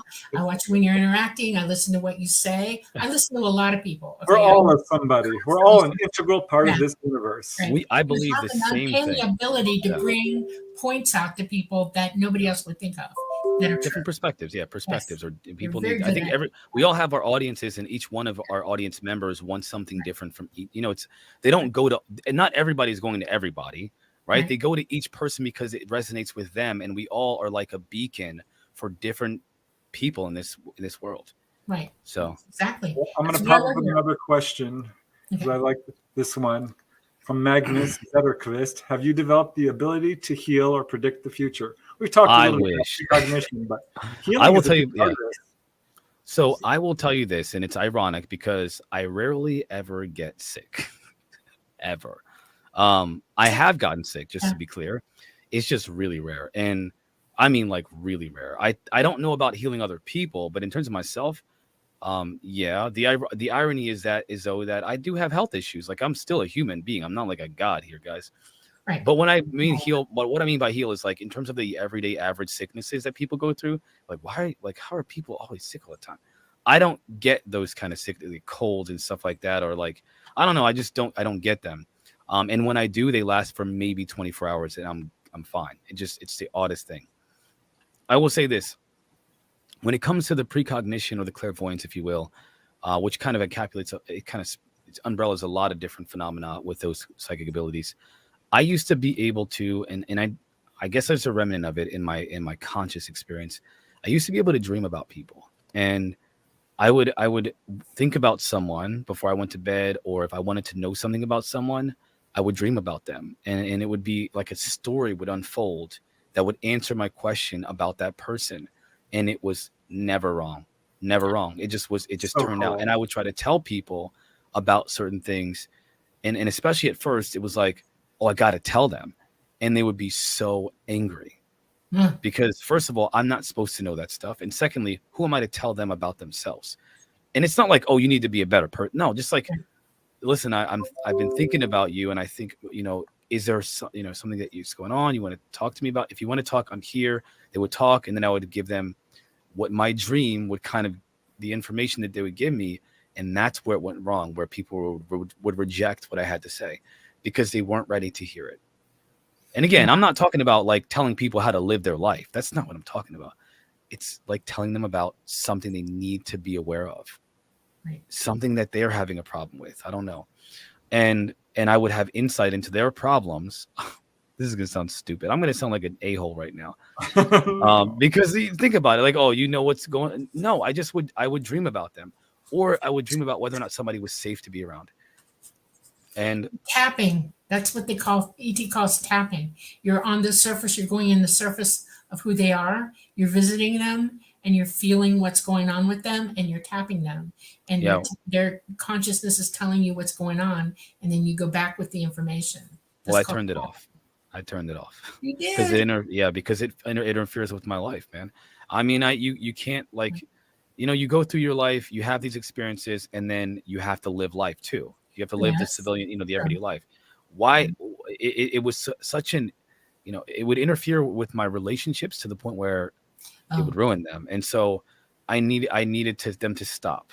I needed them to stop so I can just be normal, so that I can have a life and fit in and not be so odd, for one. Because I was a bit odd because I looked deeper into things and people ask questions. I didn't like small talk. I like to get really deep into conversations with people. Yes. That's hard at parties, isn't it? It's hard at parties. So I know let me that. think about me. The funny thing is, I had to learn how to be a regular person. Now it's like people say, "Oh man, you're so easy to talk to. I love being around you. You're so much fun." It's like, that's not who I really am. Who I really am is the guy that gets you to tell me about your whole life Right. problems and your experiences, and who are you? What do you think you are? What do you think about the universe? What do you think about God? Like, do you believe in life?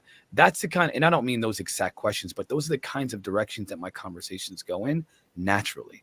And That so contact you Dude, just, I love that. that's number one. I grew up with the same problem. I had a really hard time with friends and being in public and stuff because but people don't like that. People don't like that because it's the same reason why I turned it off, or the same reasons why people didn't like it, because they have to live their life, and these questions divert them from living their normal, civilian life. I should say, Well, I'll tell you life. where I learned it from. I learned it from ET. My contact with them, being with them all the time, taught me to think that way. Literally taught me to think that way from a very early age. So I don't have conscious recollection, so I don't know how I got that. I don't know what's going on with that. Well, that brings up this question from Jay Yarbrough Music. Marquise, why don't you want to do hypnosis? Because I heard about what happened to Whitley Strieber. I heard about what happened to Terry Lovelace.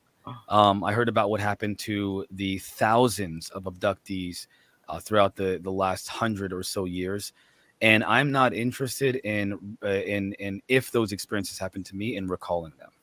Well, what if it's something amazing, like they took you to another planet, or they healed you, or I think if it were, I wouldn't be. I think that a part of me knows, because that's entirely possible. Yeah, it is. It is very possible. I think it's unlikely, though, at least for myself, because the nature of the contact phenomena is one of a traumatic aftermath. There's a lot of trauma that's associated with these experiences. Even if they did that study where people said there was like 5,000 people, and most of them said, I don't want to stop them. Whitley Strieber, by the way, said he wouldn't give it up for the world. Right. Let's not get it twisted. Most people want to continue the experiences. I want to give you a correlate. This isn't telling you to think this way. I'm just maybe by way of understanding something. As a nurse, I deal with patients all the time. And I have people that come in there and know nothing about medicine, nothing about medical treatment, and they're injured badly. They're in a lot of pain. They're scared to death. And we have to do things to them to save their lives. And it doesn't matter what we say to them, they're in that state of mind. And short of knocking them out, it's an ongoing saga to get cooperation from them so that we can help them. And I mean, I've been bit, kicked, stabbed, and then afterwards, nurses will try to work with the patient to make them understand. They'll tell them every little detail. They'll explain why we're doing this. Da da da da da. Some people totally reject it, and then some people go, "Oh, I didn't know that," and they become completely calm. They start to not enjoy the experience, but at least they're okay because they know it's going to help them and heal them. Okay. I will not bring negativity. Yeah. I will not bring negativity to your channel. Off the record, we'll talk about that sometime, and I'll explain to you what my position is and why. Because you always challenge me, and that's why I appreciate. Again, Dolly, I we'll talk about that some other time. But I will say that my perspective is painted by different strokes. Okay. Well, this is one of the big controversies and the real sensitive issues, because people do feel a sense of violation. They feel a complete loss of control. This is not something they asked for, at least not consciously, and that's what matters. I mean, there's a lot going on here, and it absolutely does cause trauma. Yeah, I mean, There's I've no doubt about I've it. read John Keel's books, man. I've read John Keel's books. I've read David Jacobs' books. I've read, even if you read Richard Dolan's book, Speculative Analysis on the Alien Agenda, there's a lot more going on than just one thing. And Right. I can say that for myself, I personally prefer to be cognizant of a potential problem with some of these beings. And that's kind of how I feel. I do think that there are some, obviously, that are good and that want to help us, obviously. But I am keenly aware of another, at least group of them that is not here to help us. Not to kill us all and eat our, drink our blood. Just because if they did want to do that, right? We've been here for quite some time, right? Yeah. No, I get a different impression. I think that there is a uniqueness to us, regardless of what people say, that we're not that special. Well, they wouldn't be interacting with us if we weren't. And so there's an issue on this planet that you might not be very well aware of. And we'll talk about that too. I'll give you a heads up to it. It's the people that are on this planet have been working for years to make you believe and say just exactly what you did. And they will use mind control. They will use drugs. They will use anything to turn you if they think you're a contactee. And that might be what your problem is. There's no doubt evil forces on this planet. Yeah. I can tell you what, if ET, I think that there is an intelligence that has the power to walk through walls, control my cognitive environment, manipulate my perceptions, wipe my memory, control, and also give me any kind of experience that it wants to, as well as change my genetics potentially and my biology. And these beings can outperform all of our military equipment, and they don't even do anything. They just show us they're just better, right? They don't have to attack. And I think that if they wanted to, they would make themselves known tomorrow, but they don't. And you have to, and for myself, I have to ask myself this question: when 800 million people are suffering from hunger, insecurity, when 2 billion people are suffering from economic depression, and I mean in terms of whether it be starvation to not having electricity in extreme climate areas and the likes, I feel like if there is a being that can change this, you talk about energy, right? There is a technology that operates off of what people call 0-point energy. I'm not sold on that necessarily, but whatever it is, they can produce the amount of energy that's produced from a nuclear power plant in a small 30-foot space without any exhaust, no heat signature, nothing, producing no chemical waste, no effect on the environment. They're not tearing a hole through our atmosphere by producing 500 Gs. They've got something that could revolutionize society, civilization forever. And let me ask you a question, and I'm going to put it to you because I hear what you're saying. You ready for this? I'm ready. Absolutely, point blank. You put yourself on the other side. You have children living on a planet that you planted there, and you expect them to evolve and reach up to you so that you can gift them with these things. Yeah. And what you see is what we're living now. As a group together, we cause these problems. We are the authors of our existence here. And now here they are, knowing that if they were to hand any of this to us, we're not mature. We have no reason to be able to handle it without using violence or turning it into something bleak and bad. And until we change ourselves, until we grow up, until we mature, until we understand that peace and love and giving and holding and cherishing and everything else and seeing each other as helping each other are not going to help us, not 1 second. And I have the ability to know this because this is what they taught me.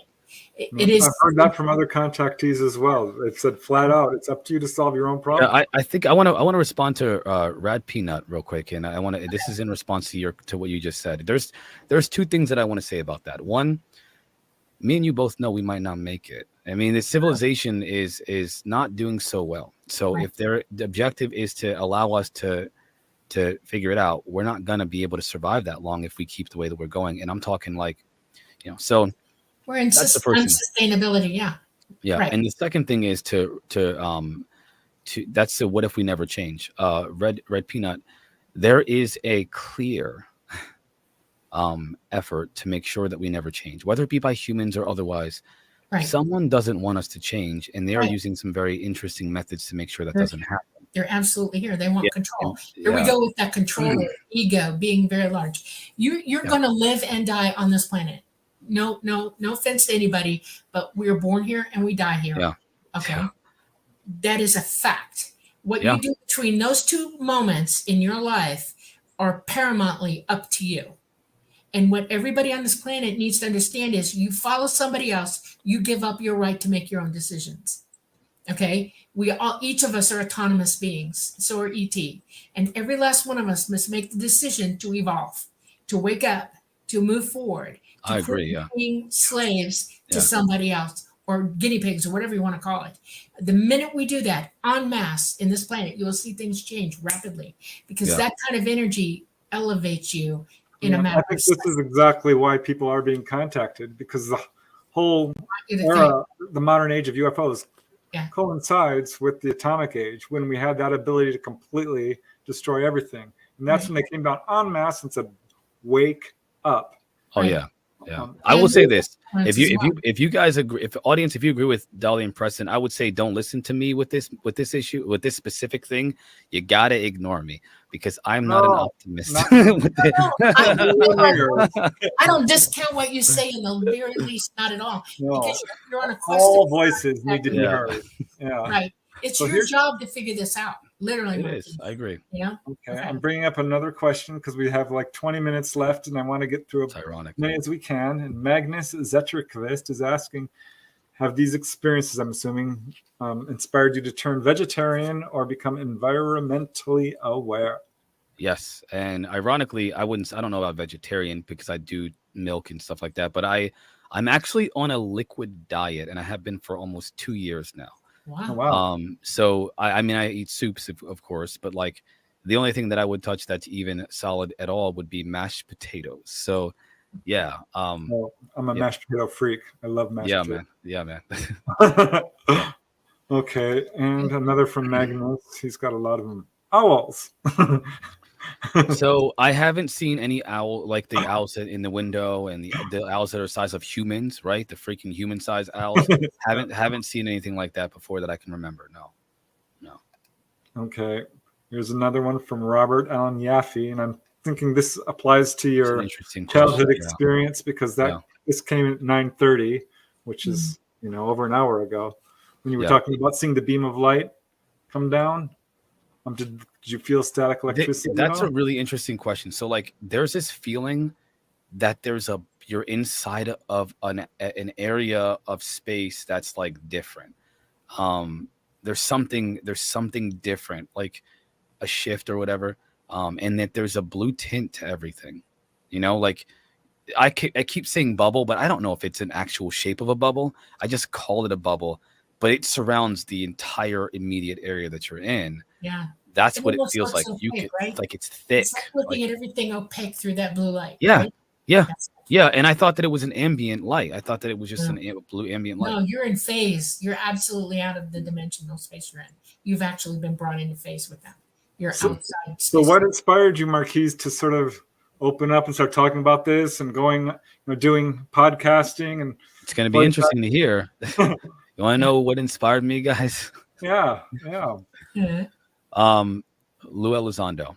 cool. When I saw a guy of that caliber, again, I speaking from a position of a veteran, right? When I see a guy like that who has the credentials and the intelligence and the way that he talks about the phenomena, and also humanity, where he has this hope for humanity being able to handle the truth. He has this hope that we will see it for what it is versus taking one perspective. Versus, he actually says, Elizondo gave this idea that the Pentagon thinks they're demons. Some people in the Pentagon think they're demons, or the DOD or whatever. But like, that's just an old paradigm. That's a religious paradigm that they hold. We don't know what it is. And then he gives a scientific alternative to it. This could be something from another dimension. It could be beings from, it could be, but extraterrestrial, that's not the only, there's something much more dramatic, or I should say more exotic going on here. And to think a little bit wider or broader about the phenomena. But that's what got my attention. Explaining what these craft are doing, giving a name to the phenomena that we see in the skies and characteristics of their flight patterns. That's the kind of thing that I want, that I can use in a conversation. And so I knew, okay, there's information I can use to talk about what I know is going on now. And then there was I learned about, you know, from him to Christopher Mellon. It's like, holy guys, Christopher Mellon, are you kidding me? We're not talking about like some kook out there who, by the way, might be telling the truth. By the way, if you see a crazy person who's like, the aliens, I've seen them, they might be telling the truth. They're just crazy. Like, they're also crazy. So it's not that they're not credible. It's just you can't use that as a reason to say there's something else in our reality. That's what did it for me. Yeah. And then seeing that there was legislation coming through, seeing the DOD's assessment on UAP, that was it. I knew it was time. I'm gonna embrace this, and I want to talk about it. And so I just started this path now, like this, from that. That's awesome, actually. You know, that's absolutely awesome. I wish everybody had that idea. You know, I really do. So those two major encounters you described, are those the only ones that you are aware of? For UAP, for the UFOs? aliens, for UFOs and alien extra, you know, non-human intelligence, now they call them, whatever. The Greys are the only ones that I saw. That experience was the only thing that I had that I can remember. I can't remember anything else that I can think of in terms of the UFO and the alien experiences. When it comes to the paranormal stuff, there are plenty, but when it comes to the most notable ones that I have vivid recollection of, the ones that I told you about are the most vivid ones. And then the clairvoyance, if you will, to kind of blanket over psychic phenomena, the dreaming was the only other thing. You get feelings, but everybody gets feelings, but I have a very good sense of certain things about people, people. Right. I also have this ability to recall information in a very unique way. How so? So You're talking to somebody with the same problem. Go ahead. So there's a technique that I use for mostly for reading, but also for information. I got it from a guy named Paul Sheely and another guy named Win Wenger. They're both accelerated learning specialists who teach people techniques to adults, techniques to help them relearn how to learn through hypnosis and meditations and things like that. And I use their technique where they take a book. I don't have Michael Masters' book over here, but take a book, they turn it upside down and backwards. And then you look at the book and you try to see both pages. And the focal point that you use is a way to bypass the conscious mind's desire to want to read every single word. And then I flip through each page, and then I say a cadence. And I do it at a very even pace. 1, 2, 3, 4. Relax. Recall. And I just hypnotize myself into this cadence. And I do it backwards, forwards, backwards again, 3 times. And then I put the book aside, I close my eyes, and then I see the book in front of me. Yep. And then that's how you kind of do this technique. Eidetic memory. Yeah. Yep. Yeah. When I went to art class, that's what they had us do. They had us turn the pictures upside down and draw it upside down. You could draw much better because your mind sort of paints over what you think it looks like. Wow. Yeah. Instead of actually seeing it. Well, your eyes actually see everything upside down. Your brain flips it over. Filters it. So if you flip it over, your brain is having to immediately pay attention to every little detail of it because it's trying to make the flip again. Yeah. And you're holding it in stasis, and that's why it goes straight into your mind. That's so interesting, Marquise, because so many contactees I talk to have some really interesting memory things going on. Yeah, I do a lot of techniques. I like to have fun with visualization, especially. But it only works for information. Like, I'm not a genius. I just like information just is easier for me to comprehend and understand because I have a process. Okay, I'm going to bring on a little bit of a non sequitur question that goes us back to the creepy entity that we saw. Because when you're describing that, I'm like, well, gosh, that doesn't sound like an ET. The tall thing with the backwards knees. I don't know what the freak that thing is.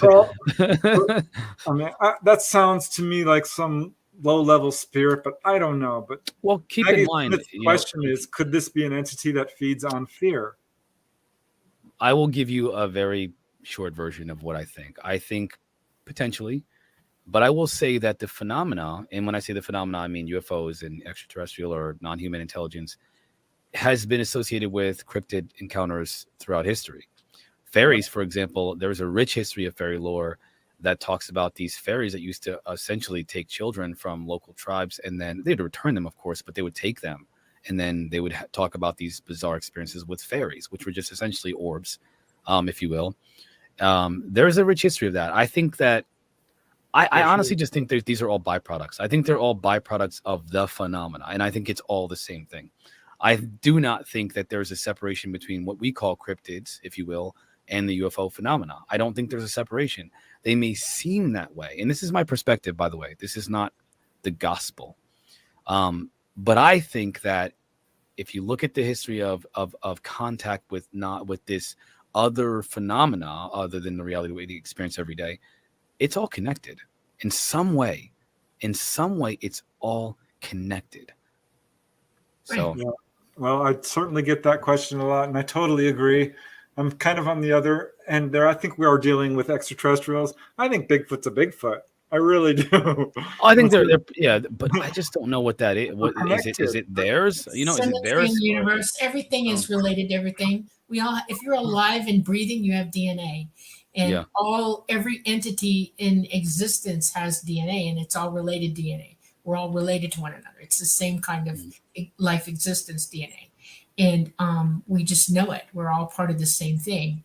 The third dimension here, where we're all stuck right now, is a place for us to come and learn and employ what we learn, so that when we leave this dimension and go back out, we're taking with this personal, employable existence understanding of what it is we already know. In source, you know everything, but how do you use it if you don't know what it means or how it exists? So we come here to employ that and then take it back with us. It's important to understand that, you know. It really is. I mean, you can't. Here you are. I'll give you, for instance, here you are in source, right? And you don't really have a body. You can think about anything you want to. You can do anything you want to. You're capable of almost being able to create things. And yet, how do you do that? You don't know. And you don't know what will happen, you know, because the pendulum swings both ways and the pins fall down and the ripples go through the water. Those are all things that we learn here to make us understand for every action there is an equal or opposite reaction. And we have to learn that before we employ it. And you can't do that without this experience, period, at all. Okay. I'm bringing up another question. What's up, Michael? Hi, Michael. Hi, Michael. Michael Kennedy has a great question, and I certainly have thoughts on what are the group's thoughts on the upcoming congressional hearings. I will let you start, Marquise, unless you want me to. I've spoken about it exhaustively, but I'll tell you this. I'll be live streaming it. I hope you guys will be too. I will say this. I think that the people behind this hearing, Tim Burchett, Luna, and you know, all of the players in the field know what they're doing. They recognize that they can't do the same thing, this dog and pony show what they did before. They can't keep doing the carrot on a stick. They're facing opposition from the Pentagon, the DOD, and Air Force generals at, you know, Air Force bases. I think they recognize that if they do the whole, well, I can't tell you any more than I've already told you, it will set this whole process back. And I think we are in for a very big surprise. But I will tell you, none of you will learn anything that's new because we're already involved in this topic. We are going to get confirmation of things that we thought were true. We heard about grapevine, there's speculation and lore. We're going to hear some stuff there that is going to confirm definitively what we've suspected. This hearing is not just for us. It's mostly for the general public to become more aware of these topics and to make it real for them, because there are still people who don't even know who David Grush is. They don't know who Russ Coulthard is. They don't know who Lou Elizondo is. They don't know about the DOD publishing a UAP assessment 3 years ago. They don't know. 2 years ago, sorry, now. They don't know.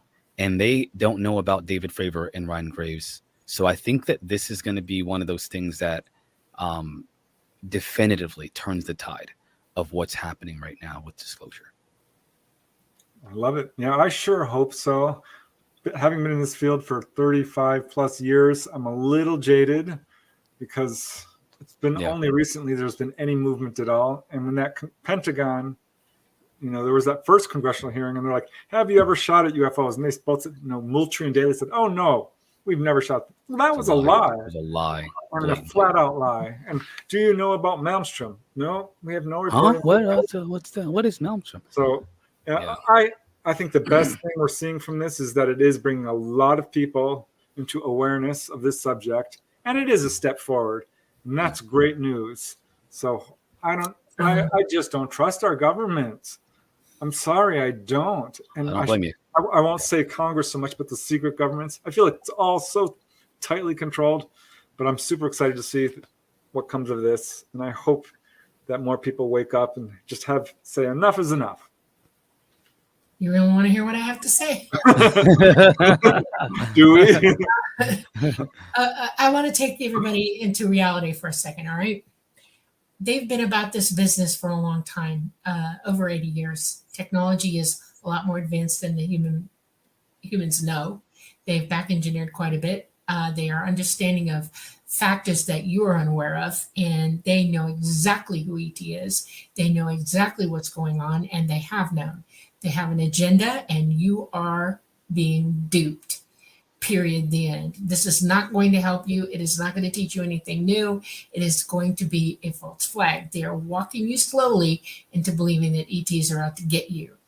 I want to drag you to Snowden. He's stated point blank, has the evidence, showed it. They want him dead for this reason. They have nothing to do with ETs. ETs have nothing to do with them. There is no cooperation between ET and any world power, anybody. The only people ET shows themselves to are everyday people like you and me. They have shown themselves repeatedly. We have disclosure. It's already here. And what you're going to watch is a dog and pony show to make you believe that you're in danger. This is national security. They have a space force, and the agenda is seriously not pretty. And I'm not going to say it right now. I don't have to. Too many people have heard me talk. I hope you're right. Understand that when you hear them talking, to listen carefully to every word they say and measure what they say. I hope Dolly is right. I'm going to say this right now because Dolly, it would be better to have to face the powers of this world than that of the others. So I hope you're right. Correct. You're exactly right. And here's the other one. They are not here right now. That's why they're getting away with this right now. That's why everything is suddenly happening very rapidly. It isn't us bringing it out. It's timing bringing it out because we have serious things, ramifications happening all around us. And they now know ETs are not here for reasons. And they are amping up because now they can get away with it. We've been protected largely by ET for many, many centuries, eons even. They've been in our lives for longer than any of us know, iterationally longer. And this is their time to have at us. And I want you to remember what I said. I'll remember. Absolutely. And do your homework. Study the science of what I say is going on. It is. It's right there before you. Please don't blind yourself to it. We have a lot of decisions to make. And one of them is, how are you walking off this planet? Because it's coming, period. And they know it, and they're going to save themselves. We are nothing to them, period. So, no offense. Also expect the surprise witness as well. Yeah, I know they have. I know. Okay. Yeah, sure. Mark my words. I'm not as jaded as you guys are. Just so I'm so glad that I came in at this time because I wonder how I would feel if I've been doing this for as long as you two have, and then this is coming. It's it's all about national security. Yeah. They're going to consider ETs dangerous, deadly, and a national security threat to everybody, to our airways, everything. False flag is a big buzz in this field right now. We're going to see it, I think. I hope you guys are right. Yeah, as Red Peanut says, we have kickback UFOs. How much is them and how much is the ETs? That's an important thing that we need to consider. Yeah. There was a comment made recently. I rewatched this documentary where there was Ralph Blumenthal and Stan Friedman and all. They were kind of mentioning how there's them, there's us pretending to be them, and there's them pretending to be us, pretending to be them. How do you make sense of it, right? It's No, like, you oh my don't. gosh, No, it's insane. It's insane. Intuition. Right. We all have real chances on our side right now. If we all just stick together and work this out and just let the powers to be that know that it doesn't matter what's going on or what's happening all around us. We're facing things that we should work together for. That's what we should be pushing them to go yeah, for. Okay, 100%. period. That is the most important thing we could all be doing as far Yeah. as the government. And every time you run to their bandstand and sit there entrapped by what they're saying, you're not thinking that and you're not doing that. And it should be, this is our number one goal in life right now.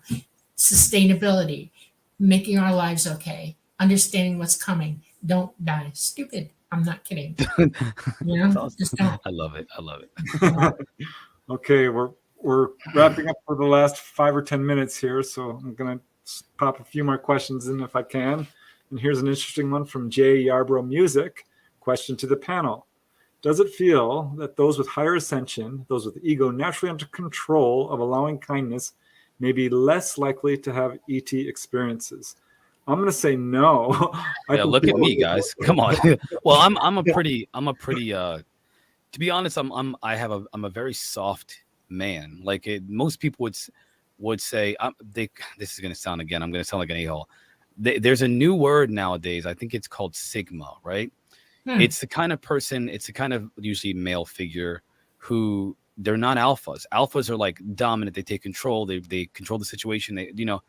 Sigmas are more the guys that just know. They don't have to be alphas. They have a control and understanding of their power and their ability, and they're very confident in themselves. I'm Sigma in a way that I don't impose. I just allow myself to be known as what I am, and I also care deeply about people. I'm a very, very soft, sensitive guy. So, and I don't have the positive. Dolly and Preston have a much more positive outlook on the phenomena than I do. Guys, I am on the completely far other spectrum of this. I think that what you guys are talking about is real. I just think there's another aspect that's just as real, but very concerning. And yet, again, I have experiences. So obviously, that's not an exclusive club where only the nice people that are ascended have the experiences. I'm a fear-driven guy, and I've had experiences. Yeah. Well, one thing I have noticed, if I may, Dolly, is that contactees are incredibly nice people. They just are. And people who are open to contact, people who this is a pattern I've noticed. People who are,